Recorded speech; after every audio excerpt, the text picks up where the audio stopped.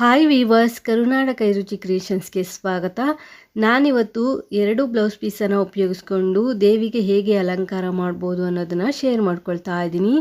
ನಾನಿಲ್ಲಿ 1 ಮೀಟ್ರದ್ದು ಒಂದು ಬ್ಲೌಸ್ ಪೀಸನ್ನು ತೆಗೆದುಕೊಂಡಿದ್ದೀನಿ. ಹಾಗೆ 80 ಸೆಂಟಿಮೀಟರ್ದು ಒಂದು ಬ್ಲೌಸ್ ಪೀಸನ್ನು ತೆಗೆದುಕೊಂಡಿದ್ದೀನಿ. ದೊಡ್ಡ ಬ್ಲೌಸ್ ಪೀಸನ್ನು ಕೆಳಗಡೆ ಹಾಕಿ ಸಣ್ಣ ಬ್ಲೌಸ್ ಪೀಸನ್ನು ದೊಡ್ಡ ಬ್ಲೌಸ್ ಪೀಸ್ ಮೇಲೆ ಹಾಕಿಬಿಟ್ಟು ಈ ರೀತಿ ತುದಿಗಳನ್ನ ಗುಂಡ್ಪಿನಿಂದ ನಾನಿಲ್ಲಿ ಸೆಕ್ಯೂರ್ ಮಾಡ್ಕೊಳ್ತಾ ಇದ್ದೀನಿ. ಗುಂಡ್ಪಿನ್ನು ಅಥವಾ ನೀವಲ್ಲಿ ಬಟ್ಟೆ ಪಿನ್ನನ್ನು ಹಾಕಿ ಜಾರದೇ ಇರೋ ರೀತಿ ಮಾಡಿಕೊಂಡು ನಂತರ ನೀವಿಲ್ಲಿ ನೆರಿಗೆಗಳನ್ನ ಮಾಡಬೇಕಾಗತ್ತೆ.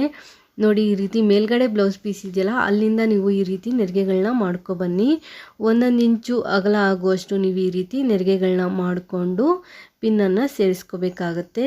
ಮೊದಲಿಗೆ ಒಂದು ತುದಿಗೆ ನೀವು ಪಿನ್ನನ್ನು ಸೇರಿಸ್ಕೊಂಡು ನಂತರ ಆ ತುದಿಯಲ್ಲಿರುವಂತಹ ನೆರಿಗೆಗಳನ್ನೂ ಸಹ ಸರಿ ಮಾಡಿಕೊಂಡು ಅದಕ್ಕೂ ಸಹ ನೀವು ಇಲ್ಲಿ ಪಿನ್ನನ್ನು ಸೇರಿಸ್ಬೇಕಾಗತ್ತೆ. ಈ ವಿಡಿಯೋ ಏನಾದರೂ ನಿಮಗೆ ಇಷ್ಟ ಆಯಿತು ಅಂದರೆ ಒಂದು ಲೈಕ್ ಕೊಡಿ. ಹಾಗೆ ನಿಮ್ಮ ಫ್ಯಾಮಿಲಿ ಫ್ರೆಂಡ್ಸ್ಗೂ ಸಹ ವಿಡಿಯೋನ ಶೇರ್ ಮಾಡ್ಕೊಳ್ಳಿ. ಹೊಸದಾಗಿ ಯಾರೆಲ್ಲ ಚಾನಲ್ ನೋಡ್ತಾ ಇದ್ದೀರಾ, ಚಾನಲ್ನ ಸಬ್ಸ್ಕ್ರೈಬ್ ಮಾಡ್ಕೊಂಡು ನೋಡಿ. ಕೆಳಗಡೆ ಇರುವಂತಹ ಬ್ಲೌಸ್ ಪೀಸ್ದು ಪ್ಲೀಟ್ಸನ್ನು ಸಹ ಜೋಡಿಸ್ಬಿಟ್ಟು ನಾವು ಪಿನ್ನನ್ನು ಸೇರಿಸ್ಕೋಬೇಕಾಗತ್ತೆ. ನೆರಿಗೆಗಳನ್ನ ಜೋಡಿಸ್ಬಿಟ್ಟು ಪಿನ್ನನ್ನು ಹಾಕ್ಕೊಂಡಿದ್ದೀನಿ. ಹಾಗೆ ಆ ತುದಿ ಏನು ಬರುತ್ತೆ, ಆ ತುದಿಯಲ್ಲಿರುವ ನೆರಿಗೆಗಳನ್ನು ಜೋಡಿಸ್ಬಿಟ್ಟು ಆ ನೆರಿಗೆಗಳಿಗೂ ಸಹ ಪಿನ್ನನ್ನು ಸೇರಿಸ್ಕೊಂಡಿದ್ದೀನಿ.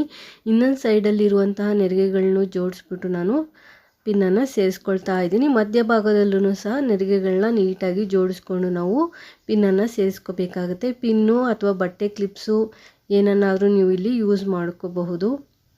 ಹಾಗೆ ಇನ್ನೊಂದು ತುದಿಯಲ್ಲಿರುವಂತಹ ನೆರಿಗೆ ಪ್ಲೀಟ್ಸ್ ಏನು ಬರುತ್ತೆ, ಆ ಪ್ಲೀಟ್ಸ್ಗಳನ್ನೂ ಸಹ ನೀವು ನೀಟಾಗಿ ಜೋಡಿಸ್ಬಿಟ್ಟು ಪಿನ್ನನ್ನು ಸೇರಿಸ್ಕೊಳ್ಳಿ. ಗುಂಡು ಪಿನ್ನು, ಬಟ್ಟೆ ಪಿನ್ನು, ಕ್ಲಿಪ್ಪು ಏನನ್ನಾದರೂ ನೀವಿಲ್ಲಿ ಸೇರಿಸ್ಕೋಬೋದು. ನೋಡಿ, ಈ ರೀತಿ ನಾನು ನೆರಿಗೆಯನ್ನು ಮಾಡಿ ಇಟ್ಕೊಂಡಿದ್ದೀನಿ. ಈ ರೀತಿ ನೀಟಾಗಿ ನೆರಿಗೆಯನ್ನು ಮಾಡಿ ಇಟ್ಕೋಬೇಕಾಗತ್ತೆ. 5 ನಿಮಿಷದಲ್ಲಿ ಕಳಶಕ್ಕೆ ನಾವು ಬ್ಲೌಸ್ ಪೀಸಿಂದ ಅಲಂಕಾರನ ಮಾಡ್ಕೋಬಹುದು. ನಾನಿಲ್ಲಿ ಒಂದು ಸಣ್ಣದೊಂದು ಬಿಂದಿಗೆ, ಹಾಗೆ ಅದ್ರ ಮೇಲೆ ಒಂದು ಕಳಶದ ಚೊಂಬನ್ನು ಇಟ್ಕೊಂಡು ಅದಕ್ಕೊಂದು ಕಡ್ಡಿಯನ್ನು ಕಟ್ಟಿ ಇಟ್ಕೊಂಡಿದ್ದೀನಿ. ಕೆಳಗಡೆ ತಟ್ಟೆಗೆ ಅಕ್ಕಿಯನ್ನು ಹಾಕಿ ಇಟ್ಕೊಂಡಿದ್ದೀನಿ. ಈಗ ಹೇಗೆ ಬ್ಲೌಸ್ ಪೀಸಿಂದ ಅಲಂಕಾರ ಮಾಡೋದು ಅಂತ ನೋಡೋಣ. ಬ್ಲೌಸ್ ಪೀಸನ್ನು ಈ ರೀತಿ ಫೋಲ್ಡ್ ಮಾಡ್ಕೊಳ್ಳಿ. ನಿಮಗೆ ಯಾವ ಸೈಡ್ಗೆ ಬೇಕೋ ಆ ಸೈಡ್ಗೆ ಫೋಲ್ಡ್ ಮಾಡಿಕೊಂಡು ಸಮವಾಗಿ ಇಟ್ಕೊಳ್ಳಿ. ನೆರಿಗೆಗಳು ಒಂದೇ ಸಮ ಬರಬೇಕು. ಈ ರೀತಿ ಇಟ್ಕೊಂಡು ನಂತರ ನಾವು ಬ್ಲೌಸ್ ಪೀಸನ್ನು ಹೇಗೆ ಹಾಕೋದು ಅಂತ ನೋಡೋಣ. ಕಡ್ಡಿಯ ಮೇಲ್ಗಡೆ ಒಂದ್ಸಲಿ ತೊಗೊಂಬಂದು ಕಡ್ಡಿಯ 2 ತುದಿಗಳಿಗೆ ಬ್ಲೌಸ್ ಪೀಸಿಂದ ನಾವು ಈ ರೀತಿ ಕವರ್ ಮಾಡ್ಕೋಬೇಕಾಗತ್ತೆ. ಲಾಸ್ಟ್ ವಿಡಿಯೋದಲ್ಲಿ ನಾನು ಕಡ್ಡಿಯ ಮೇಲ್ಗಡೆಯಿಂದ ತೊಗೊಂಡು ಬಂದಿದ್ದೆ. ಈ ವಿಡಿಯೋದಲ್ಲಿ ಕಡ್ಡಿಯ ತುದಿಗಳಿಂದ ನಾನಿಲ್ಲಿ ತೊಗೊಂಬರ್ತಾ ಇದ್ದೀನಿ. ನಾವು ಬ್ಲೌಸ್ ಪೀಸ್ ನೆರಿಗೆ ಮಾಡಿ ಇಟ್ಕೊಂಡಿದ್ದೀವ, ಪ್ಲೀಟ್ಸ್ ಮಾಡಿ ಇಟ್ಕೊಂಡಿದ್ದೀವಿ. ಆ ಪ್ಲೀಟ್ಸ್ಗಳು ಕಡ್ಡಿಯ ಮೇಲ್ಗಡೆ ಬರೋ ರೀತಿ ಮಾಡಿಕೊಂಡು ನೀವಲ್ಲಿ ಪಿನ್ ಹಾಕ್ಕೋಬೋದು ಅಥವಾ ಈ ರೀತಿ ದಾರದಿಂದ ಕಟ್ಕೋಬೋದು. ನಾನು ಸೊಂಟಕ್ಕೆ ಒಂದು ಶೇಪ್ ಕೊಡುತ್ತೆ ಅಂತ ದಾರದಿಂದನೇ ಅಲ್ಲಿ ಕಟ್ಕೊಂಡು ನಂತರ ಕಡ್ಡಿಯ ಮೇಲ್ಗಡೆ ಇರುವಂಥ ಪ್ಲೀಟ್ಸನ್ನು ಒಂದೊಂದಾಗಿ ನಿಧಾನಕ್ಕೆ ಬಿಡಿಸ್ಕೊಳ್ತಾ ಇದ್ದೀನಿ. ಒಂದೊಂದೇ ಪ್ಲೀಟ್ಸ್ಗಳು ಒಂದ್ರ ಪಕ್ಕ ಒಂದು ಬರೋ ರೀತಿ ನಿಧಾನಕ್ಕೆ ಬಿಡಿಸ್ಕೋಬೇಕಾಗತ್ತೆ. ಒಂದೇ ಸಲ ನೀವು ಎಳ್ಕೊಂಡ್ಬಿಟ್ರೆ ಕಡ್ಡಿಯ ಮೇಲ್ಗಡೆಯಿಂದ ಬ್ಲೌಸ್ ಪೀಸು ಬಂದುಬಿಡುತ್ತೆ. ಬ್ಲೌಸ್ ಪೀಸ್ ಬರದೇ ಇರೋ ರೀತಿ ನಿಧಾನಕ್ಕೆ ನೀವು ಸ್ಟೆಪ್ ಬೈ ಸ್ಟೆಪ್ಪು ಬರೋ ರೀತಿ ನೆರಿಗೆಗಳನ್ನ ಬಿಡಿಸ್ಕೋಬೇಕಾಗುತ್ತೆ. ನೋಡಿ, ಈ ರೀತಿ ಒಂದೊಂದೇ ಬಿಡಿಸ್ಕೊಂಡು ಮೇಲ್ಗಡೆ ಇರುವಂಥ ಕಳಶದ ಚಂಬನ ನಾವು ಬ್ಲೌಸ್ ಪೀಸಿಂದ ಕವರ್ ಮಾಡಿಕೊಂಡು ಹಾಗೆ ಆ ಪ್ಲೀಟ್ಸ್ ಅನ್ನೋದು ಸ್ಟೆಪ್ ಬೈ ಸ್ಟೆಪ್ಪು ಅಂದರೆ ಒಂದ್ರ ಪಕ್ಕ ಒಂದು ನೀಟಾಗಿ ಬರೋ ರೀತಿ ನೀವಲ್ಲಿ ಜೋಡಿಸ್ಕೊಳ್ಳಿ. ಆಗ ಲುಕ್ ಅನ್ನೋದು ತುಂಬ ಚೆನ್ನಾಗಿ ಬರುತ್ತೆ. ನಾನು ನೆರಿಗೆಗಳನ್ನೆಲ್ಲ ಬಿಡಿಸಿದ್ಮೇಲೆ ಇನ್ನೊಂದು ರೌಂಡು ನೀಟಾಗಿ ಹತ್ತಿರದಿಂದನೇ ತೋರಿಸ್ತೀನಿ ಹೇಗೆ ಲುಕ್ ಬಂದಿರುತ್ತೆ ಅನ್ನೋದು ನೀವು ನೋಡ್ಬೋದು. ಈ ಅಲಂಕಾರ ವಿಡಿಯೋದಲ್ಲಿ ನೋಡೋದಕ್ಕಿಂತ ಹಾಗೆ ನೋಡಲಿಕ್ಕೆ ತುಂಬ ಚೆನ್ನಾಗಿ ಕಾಣಿಸ್ತಿತ್ತು ಅಂತಲೇ ಹೇಳ್ಬೋದು. ಮೇಲ್ಗಡೆ ನೆರಿಗೆಗಳನ್ನ ಬಿಡಿಸ್ಕೊಂಡ ನಂತರ ಕೆಳಗಡೆ ಇರುವಂಥ ನೆರಿಗೆಗಳಲ್ಲಿರುವಂಥ ಪಿನ್ಗಳನ್ನ ನಾವು ರಿಮೂವ್ ಮಾಡಿ ನೆರಿಗೆಗಳನ್ನ ಬಿಡಿಸ್ಕೋಬೇಕಾಗತ್ತೆ. ನಾವು ಎಲ್ಲೆಲ್ಲಿ ಗುಂಡು ಪಿನ್ನು, ಬಟ್ಟೆ ಪಿನ್ನು ಸೇರಿಸಿರ್ತೀವಿ ಅವೆಲ್ಲವನ್ನು ಸಹ ರಿಮೂವ್ ಮಾಡಿಬಿಟ್ಟು ನೆರಿಗೆಗಳನ್ನ ನಿಧಾನಕ್ಕೆ ನಾವು ಈ ರೀತಿ ಬಿಡಿಸ್ಬೇಕಾಗುತ್ತೆ. ಸೊಂಟಕ್ಕೆ ನಾವು ಲೂಸಾಗಿ ದಾರ ಕಟ್ಕೊಂಡಿದ್ರೆ ನೋಡಿ, ಈ ರೀತಿ ನಿಧಾನಕ್ಕೆ ನೆರಿಗೆಗಳನ್ನ ನಾವು ಬಿಡಿಸ್ಕೋಬೋದು. ಒಂದೇ ಸಲ ಗಟ್ಟಿಯಾಗಿ ಎಳಿಲಿಕ್ಕೆ ಹೋಗ್ಬಿಡಿ, ನಿಧಾನಕ್ಕೆ ಎಳ್ಕೊಂಡು ನೀವು ನೆರಿಗೆಗಳನ್ನ ಬಿಡಿಸ್ಕೋಬೇಕಾಗತ್ತೆ.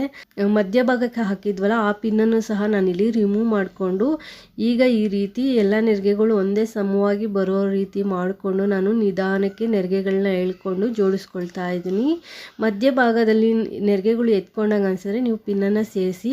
ನೋಡಿ, ಬ್ಯಾಕ್ ಸೈಡು ನೆರಿಗೆಗಳು ಎತ್ಕೊಂಡಿತ್ತು ಅಂತ ಪಿನ್ನನ್ನು ಸೇರಿಸ್ಬಿಟ್ಟು ಕೆಳಗಡೆಗೆ ನಾನು ಪಿನ್ನನ್ನು ಹಾಕಿದ್ದೀನಿ. ಅಂದರೆ ಸೊಂಟಕ್ಕೆ ಏನು ದಾರ ಕಟ್ಟಿದ್ದೆ ಬಟ್ಟೆ ದಾರ, ಆ ದಾರಕ್ಕೆ ಸೇರಿಸಿ ನಾನು ಅಲ್ಲಿ ಪಿನ್ನನ್ನು ಹಾಕ್ಕೊಂಡಿದ್ದೀನಿ. ನೋಡಿ, ಬ್ಲೌಸ್ ಪೀಸ್ ಹಾಕಿದ ನಂತರ ಹೇಗೆ ಕಾಣಿಸ್ತಾ ಇದೆ ಅಂತ. ದೇವಿಯ ಸೊಂಟಕ್ಕೆ ನಾನಿಲ್ಲಿ ಡಾಬನ್ನು ಸೇರಿಸಿದ್ದೀನಿ. ನಂತರ ಒಡವೆಗಳಿಂದ ದೇವಿಯನ್ನು ಅಲಂಕರಿಸಿ. ನಿಮ್ಮ ಹತ್ರ ಯಾವ ರೀತಿಯ ಒಡವೆಗಳಿರುತ್ತೆ ಆ ರೀತಿಯ ಒಡವೆಗಳನ್ನೆಲ್ಲ ಹಾಕಿ ದೇವಿಯನ್ನು ಅಲಂಕರಿಸಿ.